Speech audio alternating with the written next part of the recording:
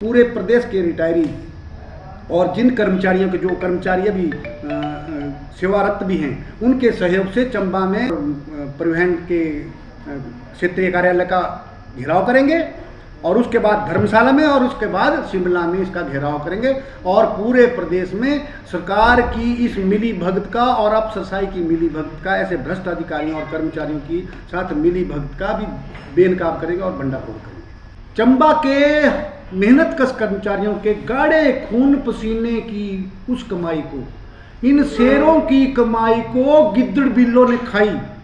यहाँ पर परिवहन के अधिकारियों ने लाखों रुपए की उस धनराशि को हड़प किया है और ये परिवहन प्रबंधन ने एक कर्मचारी को टर्मिनेट किया है।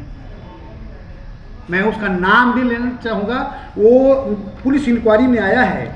पुलिस इंक्वायरी में ये एफआईआर की रिपोर्ट है जो विजिलेंस ने 3.25 साल के बाद जिसको एफआईआर जिसमें दर्ज हुई है 420, 467, 468, 471, 13(2) में, और इसमें एक ही परिवार के उस जो सीनियर ऑडिटर के पद पर था उसके 2 बच्चे हैं, 2 बेटे हैं और उनकी धर्मपत्नी के नाम से ये 30,29,846 रुपये का जो घोटाला अभी जो जानकारी में आया है वो उनके खाते में गया है। लेकिन एक कर्मचारी को टर्मिनेट कर दिया, यहाँ पर उसको सस्पेंड करके उसको रोडू भेजा, 3 साल उसके बाद भी नौकरी करता रहा, लेकिन परिवहन प्रबंधन की आंख नहीं खुली कि वो पैसा उससे रिकवर करके उन गाढ़े खून पसीने की उस कमाई को कर्मचारियों को और जिन्होंने वो कमाई है वो जिनका हक था उनको लौटाया जाए। मैं ये कहना चाहता हूँ, मुझे ये कहने में कोई संकोच नहीं है कि पूर्व की जो जयराम सरकार थी 2 वर्ष उसने और 2 वर्ष इस व्यवस्था परिवर्तन करने वाली सरकार को भी 2 वर्ष हो गए, आज तक गिरफ्तारी नहीं है। 1 वर्ष से ज़्यादा 1.25 साल हो गया एफआईआर दर्ज की हुई, एफआईआर की कॉपी है विजिलेंस की, जो ये देते नहीं थे। इसके लिए भी मुझे आरटीआई कमीशन में जाना पड़ा है, अपील करनी पड़ी है। और आरटीआई कमीशन पे जब मैंने ये कहा कि एचआरटीसी प्रबंधन को जो मांगते हैं, शिमला में मुख्य कार्यालय में आरटीआई से मांगते हैं भी ये क्या, कितने का घोटाला, किस किस का पैसा है और कितने अधिकारी इसमें इन्वॉल्व हैं और उन अधिकारियों के खिलाफ तुमने क्या कार्रवाई की, वो सारा कुछ तो ये वहाँ से क्या आता है लिख के ये देते भी, ये चंबा से ले लो। मतलब हम मांगते रिकॉर्ड दो, वो सलाह देते चंबा से ले लो। जब मैंने ये बात आरटीआई कमिश्नर जी के पास रखी तो मैंने बोला तो पेनल्टी के हकदार 25,000 रुपये की पेनल्टी लगाओ इनको। तो 25,000 पेनल्टी की चेतावनी दी कमिश्नर जी ने एचआरटीसी प्रबंधन को कि जो ये मांग रहे हैं वो दो। अब ये कुछ आया है, इसमें ये सारा कुछ आया है, लेकिन अभी तक इस इंक्वायरी में इंक्वायरी की जो प्रिंसिपल सेक्रेटरी ट्रांसपोर्ट को पूर्व जो प्रबंध निदेशक थे मिस्टर यूनुस खान, जिन्होंने इस की जांच करवाई। हम ऐसे नहीं जांच, जब हम बोलते थे तो वो हमारे को तो बात सच्ची नहीं मानते थे, लेकिन मेरे और श्रवण जी के प्रयासों से मैंने ये 1100 पर एक कंप्लेंट की थी 2020 में। उसके बाद एक टीम बनी और ये चंबा में आई, चंबा में इंक्वायरी हुई और उसमें ये सारा इंक्वायरी रिपोर्ट में आया है कि इसमें ये प्रिंसिपल सेक्रेटरी को भेजी है, जिसमें 8 अधिकारी। एचआरटीसी में ये 1 दिन का घोटाला नहीं है भी, एक दिन तो गलती हो जाती है, 2 बार हो जाती है, 4 बार हो जाती है, लेकिन ये पूरे 8 साल तक 2012 से लेके 2020 तक, जिस दिन तक हमने ये 1100 पर कंप्लेंट नहीं की तब तक ये घोटाला लगातार चलता रहा। हर महीने वो पैसा लोगों के गाढ़े खून पसीने की कमाई नहीं के अकाउंट में जाती रही। और ये मेरा एक कितना हैरानी की बात है कि डिपो का एक कर्मचारी इतना बड़ा घोटाला कर सकता है। जो इंक्वायरी में आया तो डीडीओ के दस्तखत अपने आप करते, तो डीडीओ क्या करता रहता था वहाँ पे।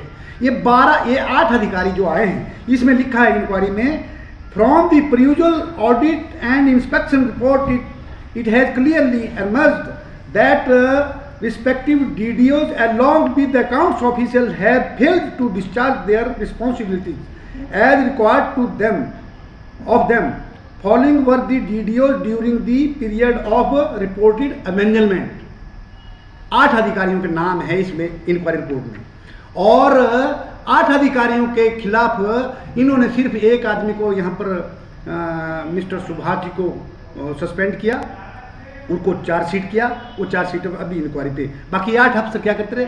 मेरा ये कहना है, मेरा बिना संकोच के मैं इस सरकार से भी, व्यवस्था परिवर्तन करने वाली सरकार से भी पूछ रहा हूँ, और पीछे जो चले गई सरकार जयराम की, उसको भी हम निसंकोच पूछते रहे, और इसको भी पूछ रहे हैं कि ये क्या शर्माती है इन अधिकारियों से। ये अधिकारी जिनको लाखों रुपए का तुम वेतन देते हो, और जिनको तुमने लाखों रुपए उनके दफ्तर और रेजिडेंस के लिए साजो सामान के लिए रखा है, और सरकारी गाड़ियाँ उनको दी है, वो लहसुन छीलने के लिए रखे हुए क्या अधिकारी, क्या काम है उनका? वो हल चलाते हैं कि किसी खेत में, डिपो में क्या गलत हो रहा है, क्या ठीक करना है, वही तो उनको देखना है। जब हमारे बार बार इसको उठाने के, पिछले साल भी मैं जब आया था तब ये मामला उठाया था हमने, उसके बाद FIR दर्ज हुई है आप सबके प्रयास से।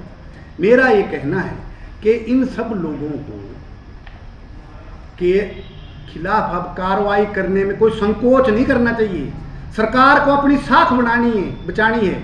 एक तो तुम समय पर पैसे नहीं देते हो, और जो देते हो वो फिर शेरों की कमाई वो गिद्दड़ बिल्ले ने खाई है चंबा में, उसके बाद देरा में क्या हुआ, उसके बाद पालमपुर में, फिर जयराम सरकार ने तो पूरी HRTC में इंक्वायरी का सिस्टम ही बंद कर दिया है। ये तो सारी HRTC में नंगी हो जाएगी इसमें। ये पूरे प्रदेश में हुआ। हमारा एक निवेदन है कि इस सरकार से, व्यवस्था परिवर्तन करने वाली सुखविंदर सरकार से निवेदन है कि HRTC प्रदेश के तीव्र विकास की निशानी है, और इससे सरकार का, आम जनता का सरकार के ऊपर विश्वास भी बढ़ेगा। इसलिए इस परिवहन की मजबूती के लिए और परिवहन कर्मचारियों के चेहरों पर मुस्कान देखने के लिए उनको समय समय पर ये सब कुछ उनको सारी सुविधाएं दी जाए, उनको जो उनके अधिकार है वो समय पर दिए जाएं, और जिससे सरकार भी साथ बने रहे। और जो गलत हुआ है उनके लिए मुख्यमंत्री के, मेरी जानकारी के अनुसार, जिस आदमी को टर्मिनेट किया है, वर्तमान व्यवस्था करने वाले मुख्यमंत्री के 3 नोट मुख्य कार्यालय में आए, इसको दोबारा रजिस्ट्रेट करो। ये तो शुक्र मनाओ कि वो गलती से हाई कोर्ट में जा बैठा कि मेरी गलत टर्मिनेशन हुई है, तो हाई कोर्ट की डबल बेंच ने उसकी टर्मिनेशन को ठीक ठहराते उसकी अपील को रद्द किया, इसलिए नहीं कर पाए। नहीं तो मैं बोलता हूँ उस राजनीतिक सिस्टम में जहाँ पर जुगाड़बाजी चल रही है, वहाँ पर जुगाड़बाजी में उसको दोबारा कर देते। और ये आदमी देखो, पुलिस इंक्वायरी में ये आया है, पुलिस इंक्वायरी में ये आया है कि ये आदमी बुकिंग क्लर्क यहीं पर लगा चंबा में, उसके बाद ये जूनियर ऑडिटर, कैशियर, उसके बाद कैशियर, उसके बाद जूनियर ऑडिटर, फिर cashier, accountant, senior auditor, superintendent, और ये सारे पदों पर, अकाउंटेंट, ये सारे पद यहीं पर संभालता रहा आज तक। और उसके बाद भी जो इसमें इन्वॉल्व रहे वो फिर दोबारा इधर ही SO वो इधर, और रीजनल मैनेजर, जो वर्क मैनेजर था जो पहले जिसके टाइम, वो भी आज इधर ही बिठाया हुआ। मतलब सजा नाम की क्या चीज़ है? उनको तो इनाम दिया जाता है, जाओ चंबा। और चंबा, सच बोलते हैं, चंबा है कितने की दूर, शिमला से बहुत दूर है। तो आवाज़ उठाने के लिए हम भी कभी निकालते हैं टाइम। इन लोगों का प्यार, आप लोगों का जब जो स्नेह है वो हमारे को बुला लाता है। इसलिए हम ये सारा मामला आपके पास बताना चाहते थे। और इस आदमी ने 3 लाख रुपया जमा करा दिया। इसने एक्सेप्ट किया कि मैंने ये किया है, इसने एक्सेप्ट किया, और इसने 3 लाख रुपया जमा करा दिया, और बाकी का पैसा इसने इस इंक्वायरी में किस्तों में देने के लिए मान लिया, किस्तों में दूंगा मैं। लेकिन आज तक परिवहन प्रबंधन और सरकार इसको टर्मिनेट करने के साथ इससे ये रिकवरी नहीं कर पाई। अब ये इसके लिए कौन जिम्मेवार है? मेरा हिमाचल सरकार और परिवहन प्रबंधन से ये प्रश्न है सीधा सा कि ये जो चंबा में घोटाला हुआ इसके लिए कौन जिम्मेवार है? क्या एक ही आदमी इसमें जिम्मेवार है? ये 8 अधिकारी क्या करते रहे?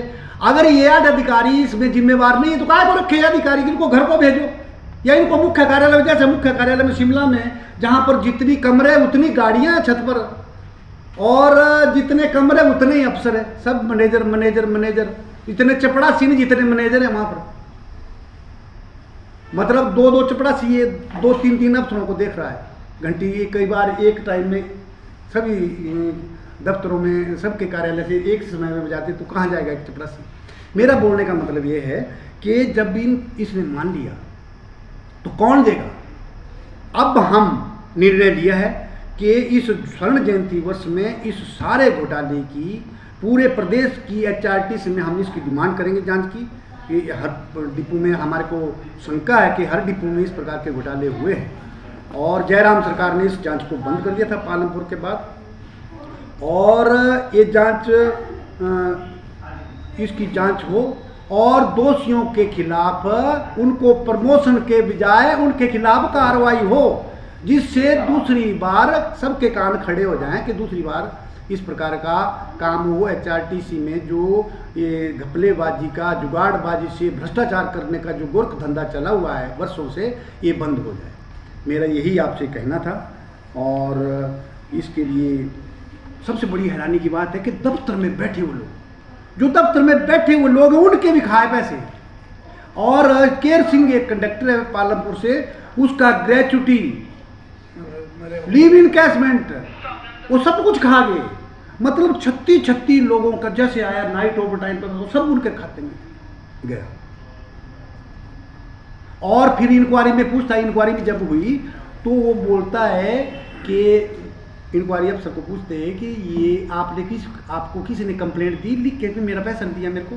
अगर किसी ने बोला ही नहीं, ये तो हमने प्रयास किया, लेकिन आज बैठक चली है 50 हमारे पास वो एप्लीकेशन आई है मैनेजिंग डायरेक्टर के नाम से कि हमारा पैसा है, हमारा पैसा दो, और अगर नहीं दोगे ना तो हम हिमाचल प्रदेश के चंबा कार्यालय में अगले 3 महीनों के अंदर, अगर पैसा नहीं दिया तो 3 महीने के अंदर पूरे प्रदेश के रिटायरी और जिन कर्मचारियों के, जो कर्मचारी अभी सेवारत भी हैं, उनके सहयोग से चंबा में यहाँ पर परिवहन के क्षेत्रीय कार्यालय का घेराव करेंगे, और उसके बाद धर्मशाला में, और उसके बाद शिमला में इसका घेराव करेंगे। और पूरे प्रदेश में सरकार की इस मिली भगत का और अफसरशाही की मिली भगत का, ऐसे भ्रष्ट अधिकारियों और कर्मचारियों की साथ मिली भगत का भी बेनकाब करेंगे और भंडाफोड़ करेंगे।